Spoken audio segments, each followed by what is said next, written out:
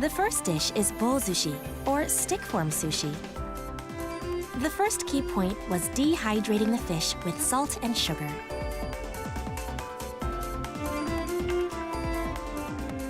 It's also important to cut the vinegar-marinated fish to even sizes and arrange them neatly.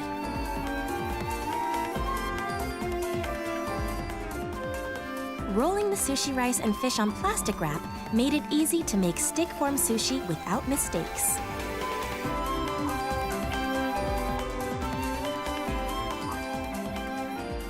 The second dish is apple gari. The amount of vinegar and sugar depends on the weight of the sliced apple. Measure them carefully. Add vinegar and grated ginger. Rub them in to finish. That's today's recipe. See you in the next episode.